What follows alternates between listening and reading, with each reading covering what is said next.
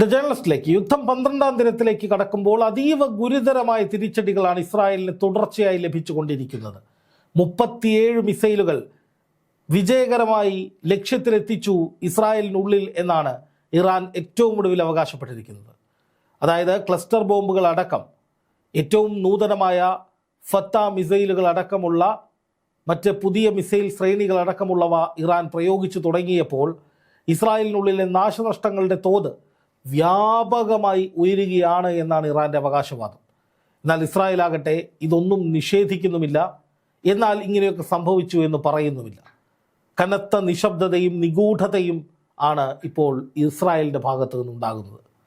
അതിനിടയിൽ നെതന്യാഹുവിന് വലിയ ആക്രമണമേറ്റുവെന്നും നെതന്യാഹുവിൻ്റെ സഹോദരങ്ങൾ മരിച്ചുവെന്നും പ്രധാനപ്പെട്ട തസ്തികകളിലുള്ള ആളുകളൊക്കെ അവിടെ ഗുരുതരമായ ആക്രമണങ്ങൾ ഏറ്റുവാങ്ങിയെന്നും അവിടുത്തെ ഉന്നതർ ഒളിച്ചു കഴിയുന്ന ബങ്കറുകൾ തകർക്കപ്പെട്ടുവെന്നും അതുവഴി വലിയ നാശനഷ്ടം ഉണ്ടായിട്ടുണ്ട് എന്നുമൊക്കെയുള്ള നിരവധി അഭ്യൂഹങ്ങളും അവകാശവാദങ്ങളും തുടർച്ചയായി വന്നുകൊണ്ടിരിക്കുകയാണ്. ഇന്നലെ രാത്രി ഇറാനിലേക്ക് ഇസ്രായേലിൻ്റെ ഭാഗത്തു നിന്ന് വളരെ രൂക്ഷമായ ആക്രമണങ്ങളുണ്ടായി. അതേസമയം തന്നെ ഇസ്രായേലിന് നേരെ അതിനിരട്ടിക്ക് അടിക്ക് തിരിച്ചടി എന്ന നിലയിൽ ഇറാനും മിസൈലുകൾ വർഷിച്ചു. പലതും നിർവീര്യമാക്കപ്പെടുന്നുണ്ട് എങ്കിലും ഇപ്പോഴത്തെ സാഹചര്യത്തിൽ പറയാവുന്ന ഏറ്റവും പ്രധാനപ്പെട്ട കാര്യം അയൺ ഡോമുകളെ നിർവീര്യമാക്കുന്ന വിധത്തിലേക്കുള്ള അതിതീവ്രമായ ആക്രമണങ്ങൾ ഇറാൻ നടത്തുന്നു. അത് ഇസ്രായേലിന് ഗുരുതരമായ തിരിച്ചടികൾ സൃഷ്ടിക്കുന്നു എന്നുള്ളത് തന്നെയാണ്. ഖുറം ഷഹർ എന്ന് പറയുന്ന ഏറ്റവും പുതിയ മിസൈൽ ശ്രേണി ഉപയോഗിച്ച് തുടങ്ങിയെന്നാണ് IRGC ഇപ്പോൾ അറിയിച്ചിരിക്കുന്നത്.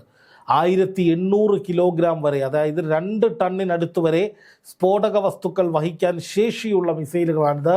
2000 കിലോമീറ്റർ ദൂരത്തിലധികം പോകാൻ സാധിക്കുന്ന ഈ മിസൈലുകൾ മറ്റു മിസൈലുകൾ പോലെയല്ല. ഇത് ശത്രുവിൻ്റെ പ്രധാനപ്പെട്ട കേന്ദ്രങ്ങളിലേക്ക് എത്തിയാൽ അവിടെ ഉണ്ടാകുന്ന നാശം മറ്റുള്ള ആക്രമണങ്ങളെക്കാൾ അതിതീവ്രമായിരിക്കും. ക്ലസ്റ്റർ ബോംബുകളൊക്കെയാണ് അയക്കുന്നത് എങ്കിൽ അത് ഉണ്ടാക്കുന്ന നാശനഷ്ടങ്ങൾ 10 ഇരട്ടിയോളം വരും. സാധാരണ മിസൈൽ ആക്രമണങ്ങളെക്കാൾ 10 ഇരട്ടിയിലധികം നാശനഷ്ടങ്ങൾ ഉണ്ടാകും. ഇത്തരത്തിൽ 3 മണിക്കൂറിലധികം നീണ്ടുനിന്ന മാരകമായ മിസൈലുകൾ ഉപയോഗിച്ചുകൊണ്ടുള്ള ആക്രമണം IRGC ടെല്ലവീവിലെ പ്രധാനപ്പെട്ട കേന്ദ്രങ്ങളിലേക്ക് നടത്തി എന്നാണ് ഇറാൻ അവകാശപ്പെടുന്നത്. ഇസ്രായേൽ തലസ്ഥാനമായ ടെല്ലവീവിൻ്റെ ഹൃദയഭാഗത്തുള്ള ബീർ യാക്കോവിലെ സൈനിക കേന്ദ്രം, തെക്കൻ ടെല്ലവീവിലെ സാറ്റലൈറ്റ് കമ്മ്യൂണിക്കേഷൻ സെൻറ്റർ, അതായത് ഉപഗ്രഹ വാർത്താവിനിമയ കേന്ദ്രം, ഹൈഫ തുറമുഖം എന്നിവയും ആക്രമിച്ചിട്ടുണ്ട് എന്നാണ് ഇപ്പോൾ ഇറാൻ പറയുന്നത്. ശക്തവും വിനാശകരവുമായ ബുറം ഷഹറിന് പുറമെ ഖൈബർ ഷെക്കാൻ, ബദർ, ഖദർ എന്നീ മിസൈലുകളും ഉപയോഗിച്ചിട്ടുണ്ട്. 150-ലേറെ US സൈനികർക്ക് മാരകമായി പരിക്കേറ്റ് കഴിഞ്ഞു എന്ന ഔദ്യോഗികമായ വിവരങ്ങൾ ലഭിക്കുന്നുവെന്ന് റോയിറ്റേഴ്സ് വാർത്താ ഏജൻസിയും റിപ്പോർട്ട് ചെയ്തിരിക്കുകയാണ്. അപ്പോൾ ഇറാൻ്റെ ഭാഗത്തു നിന്ന് അതീവ ഗുരുതരമായ ആക്രമണങ്ങളാണ് ഉണ്ടായിക്കൊണ്ടിരിക്കുന്നത്.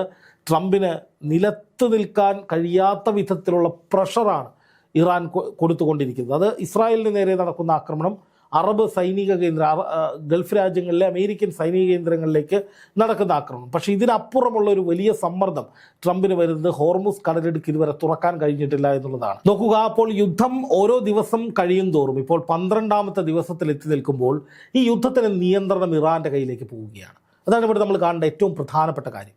അതോടൊപ്പം American president Donald Trump Russian president Vladimir പുടിനെ ഫോണിൽ വിളിക്കുന്നു. തൊട്ടു പിന്നാലെ റഷ്യയും ചൈനയും അവരുടെ ഉന്നതരും ഇറാനുമായി ആശയവിനിമയം നടത്തുന്നു. എന്താണ് ആശയവിനിമയം നടത്തിയത് എന്നത് സംബന്ധിച്ച് വ്യക്തതയില്ല. പക്ഷേ അന്താരാഷ്ട്ര വാർത്താ ഏജൻസികൾ പറയുന്നത് അമേരിക്കയുടെ അഭ്യർത്ഥന മാനിച്ചുകൊണ്ട് യുദ്ധം നിർത്താൻ വേണ്ടിയിട്ട് ഒരു സമ്മർദ്ദം റഷ്യയും ചൈനയും ഇറാനുമേൽ കൊടുക്കുകയാണ് എന്നാണ്. അതേസമയം തന്നെ ഗൾഫ് രാജ്യങ്ങൾ, പ്രത്യേകിച്ച് സൗദി, UAE, ഖത്തർ, ബഹ്റൈൻ, ഈ 4 രാജ്യങ്ങളിലേക്കാണ് ഇപ്പോൾ വലിയ തോതിലുള്ള ആക്രമണം ഇറാൻ്റെ ഭാഗത്തു നിന്നുണ്ടാകുന്നത്. അവിടുത്തെ അമേരിക്കൻ സൈനിക കേന്ദ്രങ്ങൾ തന്നെയാണ് ലക്ഷ്യം.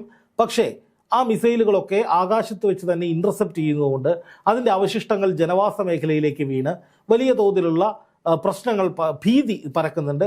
ചെറിയ തോതിലുള്ള അപകടങ്ങളും ഉണ്ടാകുന്നുണ്ട്. എന്തായാലും ഗൾഫ് രാജ്യങ്ങളും ഭീതിയിൽ തന്നെയാണ്. പലയിടങ്ങളിലും പല രീതിയിലുള്ള അലേർട്ടുകൾ പല സമയങ്ങളിലായിട്ട് വരുന്നുണ്ട്. പക്ഷേ അതേസമയം ഇറാൻ ഒരു ഉറപ്പ് നൽകുന്നത് അറബ് രാജ്യങ്ങളുടെ ജനവാസ മേഖലകൾ ഞങ്ങൾ ആക്രമിക്കില്ല, ഒരിക്കലും അത് ഞങ്ങളുടെ ഭാഗത്തു നിന്നുണ്ടാവില്ല. പക്ഷേ അമേരിക്കൻ സൈനിക കേന്ദ്രങ്ങൾ ഞങ്ങൾ ആക്രമിക്കുമെന്ന് തന്നെയാണ് പറയുന്നത്. പക്ഷേ ഈ ഹോർമുസ് കടലിടുക്കിൽ ഒന്നും ചെയ്യാൻ കഴിയാത്തത് ട്രംപിന് വലിയ തിരിച്ചടിയാകുന്നുവെന്ന് മാത്രമല്ല, അത് അന്താരാഷ്ട്ര തലത്തിൽ ട്രംപിന് മേൽ വലിയ സമ്മർദ്ദം വരുന്നതിന് കാരണമാകുന്നുണ്ട്. ഇപ്പോൾ എല്ലാ രാജ്യങ്ങളും, ഒട്ടുമിക്ക രാജ്യങ്ങളും പറയുന്നത് എങ്ങനെയെങ്കിലും ഈ യുദ്ധം അവസാനിപ്പിക്കണമെന്നാണ്. ഖത്തർ പറയുന്നത് ഇനിയും ഈ യുദ്ധം നീണ്ടുപോയാൽ അതീവ ഗുരുതരമായ പ്രതിസന്ധി ഉണ്ടാകുമെന്നാണ്. UAE പറയുന്നത് എത്രയും വേഗം യുദ്ധം അവസാനിപ്പിക്കണം, ഈ മേഖലയിൽ ഇനി വെടിനിർത്തൽ വേണം, അല്ലാതെ രക്ഷയില്ല എന്നാണ്. അമേരിക്കയിൽ നിന്നുള്ള ജനങ്ങൾ, അമേരിക്കയിലെ ജനങ്ങൾ പറയുന്നത് ഇപ്പോഴിങ്ങനെയൊരു യുദ്ധത്തിൻ്റെ ഒരു ആവശ്യവുമില്ലായിരുന്നു. കാരണം ഇറാൻ എന്ന് പറയുന്നത് അമേരിക്കയ്ക്ക് ഒരു വലിയ ത്രെട്ടൊന്നുമല്ല. അത് കുറേ കാലം കഴിയുമ്പോൾ ചിലപ്പോൾ എന്തെങ്കിലും പ്രശ്നങ്ങൾ ഉണ്ടാകുമായിരിക്കും, പക്ഷേ ഇപ്പോൾ എന്തായാലും ഒരു പ്രശ്നവും ഉണ്ടായിരുന്നില്ല എന്ന് അമേരിക്കയിലെ ജനങ്ങൾ ഒന്നടങ്കം പറയുന്നു. പോപ്പ് ലിയോ 14 മാർപ്പാപ്പ അദ്ദേഹം വലിയ ആശങ്ക രേഖപ്പെടുത്തുന്നു. അതുപോലെ തന്നെ അമേരിക്കയ്ക്കുള്ളിൽ വിലക്കയറ്റം രൂക്ഷമാകുന്നു എന്ന റിപ്പോർട്ടുകൾ ഇപ്പോൾ പുറത്തു വരുന്നുണ്ട്. അപ്പോൾ അതുകൊണ്ട് തന്നെ ഇങ്ങനെ അമേരിക്കയ്ക്കും ലോകത്തിനുമൊക്കെ വലിയ പ്രതിസന്ധി, ഗൾഫ് രാജ്യങ്ങൾ അമേരിക്കയുമായി ചേർന്ന് നിൽക്കുകയാണ്, സൗഹൃദം സൗഹൃദത്തിൽ പോയിക്കൊണ്ടിരിക്കുന്ന ഘട്ടത്തിൽ ഗൾഫ് രാജ്യങ്ങൾക്ക് പോലും വലിയ പ്രതിസന്ധി ഉണ്ടാക്കുന്ന വിധത്തിലാണ് യുദ്ധം തുടങ്ങിയത്. ഇതൊക്കെ ഇറാൻ മുമ്പേ പറഞ്ഞിരുന്നതാണ്. ഇറാൻ പറഞ്ഞ വാക്കിൽ ഉറച്ചു തന്നെ മുന്നോട്ട് പോകുന്നു. ഇറാന് അതൊരു വലിയ വിജയമെന്ന നിലയിലേക്ക് മാറുന്നു. കാരണം ഇറാൻ്റെ കാൽക്കലേക്ക് വരികയാണ് എല്ലാവരും. ഇറാനോട് യുദ്ധം നിർത്താൻ അഭ്യർത്ഥിക്കേണ്ട അവസ്ഥ വന്നു റഷ്യയ്ക്കും ചൈനയ്ക്കും. ട്രംപ് ഈ വിഷയത്തിൽ ഇടപെടില്ല, ഞങ്ങൾ ഇറാൻ 20 ഇരട്ടി ആക്രമിക്കും, 50 ഇരട്ടി ആക്രമിക്കുമൊക്കെ ഒരു വശത്ത് പറയുമ്പോൾ, മറുവശത്ത് അണ്ടർഗ്രൗണ്ടിലൂടെ ട്രംപ് പുട്ടിനെ വിളിച്ചിട്ട് അണ്ണാ ഒന്ന് സോൾവ് ആക്കി തരണം പ്ലീസ്, ഇല്ലെങ്കിൽ മൊത്തത്തിൽ കത്തും, ഞങ്ങൾ മൂട്ടിൽ തീപിടിച്ചിരിക്കുകയാണെന്ന് പറഞ്ഞ് അപേക്ഷിക്കേണ്ട അവസ്ഥ വന്നു. പക്ഷേ റഷ്യയും ചൈനയും ഇറാനുമായി സംസാരിക്കുമ്പോഴും ഇറാന്റെ നിലപാട് ഒരിക്കലും പൂർണ്ണമായി ഒരു അമേരിക്ക പറയുന്നതെല്ലാം കേട്ടുകൊണ്ട് ഒരു കരാറിൽ ഒപ്പിട്ട് പ്രശ്നം പരിഹരിക്കുക എന്നുള്ളതല്ല. കാരണം മുജ്തബ ഖാംനെയി എന്ന് പറയുന്ന ആയത്തുള്ള അലി ഖാംനെയുടെ മകൻ, പുതിയ പരമോന്നത നേതാവ്, ഗൾഫ് രാജ്യങ്ങളോടക്കം കടുത്ത ദേഷ്യത്തിലാണ് എന്നാണ് പുറത്തു വരുന്ന റിപ്പോർട്ടുകൾ. കാരണം തൻ്റെ പിതാവിനെ കൊല്ലാൻ കൂട്ടുനിന്ന സഖ്യത്തിൽപ്പെട്ട ആളുകളാണ് എന്ന നിലയിലാണ് അദ്ദേഹത്തിൻ്റെ നിലപാട്. അപ്പോൾ സ്വാഭാവികമായിട്ടും ഗൾഫ് രാജ്യങ്ങളിലേക്കുള്ള ആക്രമണവും ഉടൻ അവസാനിപ്പിക്കാൻ സാധ്യതയില്ല എന്ന റിപ്പോർട്ടുകൾ വരുന്നു. പക്ഷേ ട്രംപിനുള്ള ഏറ്റവും വലിയ പണി എന്ന് പറയുന്നത് ഇത് എങ്ങനെയെങ്കിലും ഇനി അവസാനിപ്പിച്ചില്ലെങ്കിൽ വരാൻ പോകുന്ന കടുത്ത ഊർജ്ജ പ്രതിസന്ധി ഇപ്പോൾ തന്നെ ലോകരാജ്യങ്ങളിൽ അതിന് റിഫ്ലക്റ്റ് ചെയ്ത് തുടങ്ങിയിരിക്കുന്നു. ഇത് നമ്മൾ ആദ്യമേ പറയുന്നതാണ്. ഇറാനെ കയറി അങ്ങ് ആക്രമിച്ച് തീർക്കുക എന്ന അമേരിക്കയുടെ ലക്ഷ്യമൊന്നും നടക്കാൻ പോകുന്നില്ല. അവിടെ അമേരിക്ക പറയുന്ന പുതിയ ഭരണാധികാരി ഒരിക്കലും വരാൻ സാധ്യതയില്ല. അപ്പോൾ ഈ യുദ്ധം തുടങ്ങിയാൽ നമുക്കൊക്കെ വലിയ ദുരന്തമുണ്ടാകുമെന്ന് ആഴ്ചകൾക്ക് മുൻപ് ചെയ്ത വീഡിയോയിലൊക്കെ ഞാൻ പറഞ്ഞിട്ടുണ്ട്. അന്ന് കമൻറ്റ് ബോക്സിൽ വന്നിട്ട് കുറേ ചാവാലി മിത്രങ്ങൾ വന്നിട്ട് പറയുകയാണ്, നീ ഇസ്ലാമിക പ്രീണനം നടത്തുകയാണ്, നീ സുഡാപ്പിയാണ്, അതാണ് ഇതാണെന്നൊക്കെ പറയുന്നത്. അന്താരാഷ്ട്ര കാര്യങ്ങളെക്കുറിച്ച് ഒരു ബോധവും ബുദ്ധിയില്ലാത്തവന്മാരാണ് അന്ന് അങ്ങനെ കടന്ന് കുറച്ചതെന്ന് ഇന്നെങ്കിലും അവർ മനസ്സിലാക്കണം. ഇപ്പോൾ നമ്മൾ പ്രതിസന്ധിയിലേക്ക് പോവുകയാണ്. വ്യാവസായിക ആവശ്യത്തിനുള്ള സിലിണ്ടറുകൾ, ഗ്യാസ് സിലിണ്ടറുകൾക്ക് പതുക്കെ ക്ഷാമം വരികയാണ്.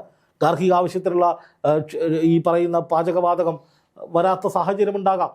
ഇന്ധനം ആവശ്യത്തിന് കിട്ടാത്ത സാഹചര്യമുണ്ടാകാം. ഇന്ധന വില വർധന ഉണ്ടാകാം. മിത്രങ്ങളൊക്കെ പശുവിൻ്റെ പുറത്ത് കയറി ചാണകമൊന്നും നടക്കേണ്ട കാലം വരും.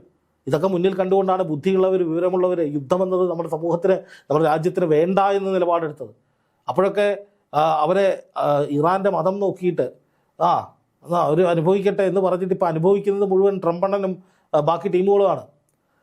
അമേരിക്കയിൽ വലിയ സാമ്പത്തിക പ്രതിസന്ധി ഉണ്ടാകുന്നു എന്നാണ് റിപ്പോർട്ട് വരുന്നത്. ഇനി അത് അങ്ങോട്ട് കൂടും, വലിയ തോതിൽ നാശമാകും. അതേസമയം അമേരിക്കയോട് UAEയും ഖത്തറും ഈ പറയുന്ന സൗദിയും ഒക്കെ എങ്ങനെയെങ്കിലും ഈ യുദ്ധം അവസാനിപ്പിച്ചേ മതിയാകൂ എന്ന സമ്മർദ്ദം ഒരു വശത്ത് ചെലുത്തുന്നുണ്ട്. പക്ഷേ ഏറ്റവും വലിയ പ്രശ്നമെന്ന് പറയുന്നത് അമേരിക്ക വിചാരിച്ചാൽ ഈ യുദ്ധം അവസാനിക്കില്ല. ഇറാൻ നേരത്തെ പറഞ്ഞതുപോലെ അവരുടെ നിയന്ത്രണത്തിലേക്ക് കാര്യങ്ങൾ വരികയാണ്. എന്ത് സംഭവിക്കണം, എന്ത് ചെയ്യണമെന്ന് ഇറാൻ തീരുമാനിക്കുമെന്ന അവസ്ഥയിലേക്ക് കാര്യങ്ങൾ എത്തിയിരിക്കുകയാണ്. അപ്പോൾ സ്വാഭാവികമായിട്ടും ഇനി ഇറാൻ്റെ നിയന്ത്രണത്തിൽ കാര്യങ്ങൾ മുന്നോട്ട് പോകുമ്പോൾ അത് ട്രംപിന് വലിയ തിരിച്ചടിയാണ്. ട്രംപ് വിചാരിച്ചാൽ എന്തും നടക്കും എന്നുള്ള അവസ്ഥ മാറിയിരിക്കുന്നു. ട്രംപ് വിചാരിച്ചാൽ ഒന്നും നടക്കില്ല. കുറേ ബോംബുകൾ ഇറാനിലേക്ക് വർഷിക്കാം, ഇറാനിലെ കുറേ ഭൂമിശാസ്ത്രപരമായിട്ടുള്ള കുറേ സ്ഥലങ്ങൾ തകർക്കാം എന്നതല്ലാതെ അതിനപ്പുറം യുദ്ധം വിജയിക്കാനുള്ള ശേഷിയൊന്നും ഇറാനോട് മുട്ടി നേടാൻ ട്രംപിന് സാധിച്ചിട്ടില്ല എന്നുള്ളത് ലോകത്തിന് മനസ്സിലാവുകയാണ്. അതുതന്നെയാണ് ട്രംപിന് ഏറ്റവും വലിയ പണി. തൻ്റെ ഗർവവും അഹങ്കാരവും ലോക നേതാവ്, ലോകരാജാവ് എന്ന നിലയിലുള്ള ആ നാട്യവും ഒന്നും ഇവിടെ ചിലവാകില്ല. അതിൽ ട്രംപിന് വലിയ തിരിച്ചടി വരുന്നു. ട്രംപ് ദയനീയമായി തകരുന്നു അല്ലെങ്കിൽ തോൽക്കുന്നു എന്നുള്ളത് ലോകം ലൈവായിട്ട് കണ്ടുകൊണ്ടിരിക്കുകയാണ്. അപ്പോൾ എല്ലാം ഇറാൻ്റെ കൺട്രോളിലേക്കാണ്. ഇനി ഒരു പക്ഷേ ഒരു കരാർ ഉണ്ടാവുകയാണെങ്കിലും അത് ഇറാൻ പറയുന്നതിനനുസരിച്ചായിരിക്കും. ലോകം സമ്മർദ്ദം ചെലുത്തി ട്രംപിനെ കൊണ്ട് ആ കരാറിൽ ഒപ്പിടുവിക്കും. അങ്ങനെ സംഭവിച്ചാൽ ട്രംപ് എന്ന ബിംബം തകർന്ന് തരിപ്പണമാകും. ഒരു സംശയവും വേണ്ട. അതിലേക്കാണ് കാര്യങ്ങളുടെ പോക്ക്.